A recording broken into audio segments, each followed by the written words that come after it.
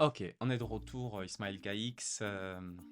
On parle de safe et donc on continue notre formation sur notre leçon Establishing Team and Technical Agility. On a parlé de l'équipe en fait, donc comment on forme l'équipe. C'est une équipe Scrum avec très peu de différence. Un vrai Kanban avec un WIP, donc le Work in Progress, un GIT qui est le Just in Time.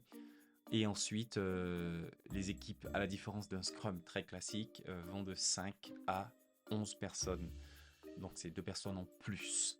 Et on avait parlé donc on a parlé de comment on monte nos équipes, ensuite les bonnes pratiques parce que c'est du built-in quality. En particulier, rajouter du TDD, du BDD, du Lean UX. Il existe d'autres méthodes, hein. Tout dépendra de votre réalité, de vos équipes et de vos leaders techniques que vous choisissez, de votre configuration aussi d'entreprise. Ok, attention, je vais supprimer ce truc. Et maintenant, on va parler de comment est-ce qu'on va organiser le fameux train. Donc, l'ART, Agile Release Train, on va l'organiser autour d'un flow. Le flow, comme vous savez, en fait, c'est le fait de trouver notre rythme avec les bonnes pratiques pour être le plus efficace et le moins perturbé ou le moins déséquilibré dans notre travail, dans notre production, dans le delivery de la valeur. Et même l'image ici, en fait, vous le montre. Il faut trouver, en fait, on essaie de construire ce qu'on appelle le Continuous Delivery Pipeline. À partir de quoi? À partir de ça, là, le programme backlog. Quand on voit programme backlog, ça, là, c'est là qu'on va prendre toutes les futures. Et l'idée, en fait, c'est que quand on fait rentrer ça dans ce pipeline, il y a les gens, il y a les connaissances, donc il y a toutes les personnes hein, qui font ou qui font faire. Ensuite, il y a l'exploration continue pendant qu'on fait, on continue de chercher. Euh, Pendant qu'on développe, on intègre rapidement pour voir comment ça marche pas, et on délivre, on continue. Et tout ça, tous les petits cartons que vous voyez ici, là je marque ça, en fait c'est pour dire à tout moment on est prêt à livrer et il y a des choses qu'on livre dans certaines périodes de temps liées à leur complications ou à leurs besoins. Par exemple, les patchs sur la sécurité, c'est pas la même chose que les patchs sur les fonctionnalités des utilisateurs, c'est pas la même chose que ce qu'on livre, par exemple, pour le back-office. Donc, on n'a pas les mêmes réalités ou les mêmes, c'est pas la même difficulté. Ok, allez, on va supprimer ça et on va avancer. Bien, donc, autour de la valeur, il y a quoi dans un train? Voilà ce qu'il y a dans un train. En fait, un train, ce qu'on peut appeler ça, c'est une équipe de plusieurs équipes. Tout à l'heure, on a parlé de l'équipe Scrum à peu près classique. Là, ça, c'est la team. Donc, un train, on va appeler ça comme une organisation virtuelle de 5 à 12 équipes. Donc, ce qui nous fait à peu près, allez, en moyenne 50 jusqu'à 125 personnes. Ces personnes, comme on avait déjà dit dans les principes, sont synchronisées sur la même cadence, c'est-à-dire la cadence du PI, du programme incrément, sont alignées sur une mission commune via un unique programme backlog. Il y a un seul backlog, c'est le programme backlog que toutes les équipes vont regarder et vont s'y référer et ça sera la boussole pour tout le monde. Et tout le monde est dans un train. Je rappelle encore, un train, c'est plusieurs wagons et tout le monde avance ensemble. C'est ça la notion de on est synchronisé. Et nous avons une même cadence. Dans les wagons, il peut y avoir différents types d'équipes. Il y a des équipes qui font du graphique, il y a des équipes qui font éventuellement de la vidéo, d'autres font de la sécurité.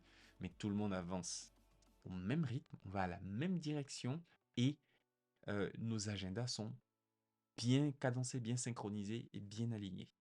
Donc vous voyez que dans un train, en fait, il y a plusieurs choses. Quand on dit stream aligned, il y a par exemple complicated subsystem. C'est sympa. Imaginez, vous êtes développeur, allez, vous faites du web, c'est bien. Mais qui s'occupe des serveurs? Mais en fait, qui s'occupe de la sécurité de tout ce que vous codez? C'est tout ça. Ensuite, il y a la plateforme. Bien. Vous utilisez, disons, je sais pas, Amazon Web Service ou autre chose. Il faut quelqu'un pour gérer tout ça. Ensuite, il y a les enabling. Les enabling, on les appelle souvent enablers. Vous avez un module, par exemple, vous avez besoin de faire de la signature électronique. En fait, la signature électronique, ça marche pour tous les services. Le service, disons, allez, vous faites de la location immobilière. Donc, le service de signature de euh, l'état des lieux, c'est un service à part entière, il y a de la valeur à délivrer là-bas. Le service de remise des clés, le service je sais pas, quand vous quittez l'appartement, mais aussi un service de visite ou de frais que vous payez parce que vous voulez avoir ceci ou cela, donc, ou quand il y a des dégâts. Donc, la signature électronique va intervenir dans tous les fameux streams. Des streams, imaginez que c'est les grandes familles de fonctionnalités. Enfin, c'est pas exactement ça, mais ce sera plus simple. Les grandes familles de fonctionnalités, c'est là où il y a de la valeur, mais il y a des services qui sont partagés. Donc, quand vous voyez enabling, en fait, c'est des éléments qui sont partagés dans les grandes chaînes de valeur, les streams de value stream. Donc, les trains, en fait, sont cross-fonctionnels et les équipes sont toutes organisées dans un seul but, le flow, et pour délivrer de façon continue. Donc, voilà ce qu'on dit. Il y a un ratio qui est à peu près idéal. 9 équipes classiques. Ensuite, une équipe qui est dédiée au système complexe. J'entends par système complexe, c'est tout ce qui se passe derrière les développeurs. Parce que les développeurs, c'est un peu comme les gens qui vont faire le maquillage et la couture, c'est vrai. Mais en fait, il faut fabriquer les tissus. Et une fois qu'on a fabriqué les tissus, euh, il faut pouvoir les entretenir, les stocker quelque part dans un entrepôt. Il faut les ranger, il faut qu'on puisse les retrouver. C'est cela, en fait, l'équivalent de Complicated Subsystem Team. Ensuite, il y a la plateforme. Bah, tu as une équipe qui s'occupe de la plateforme. Tu vois, elle, quand on a fini de ranger tout ça dans l'entrepôt, c'est comme si elle soulève l'entrepôt et elle va le déposer ailleurs.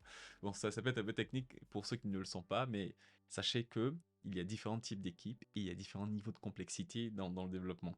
Et ensuite, il y a les enablers, les enabling teams dont je viens de parler. Donc là, vous allez voir. Ensuite, on sait qu'il y a des rôles qui sont des rôles clairs, un peu comme dans une équipe Scrum classique, vous avez un PO, Product Owner, vous avez un Scrum Master. Eh bien, dans un train, là on est au niveau du train, il y a 5 principaux rôles qu'il faut avoir.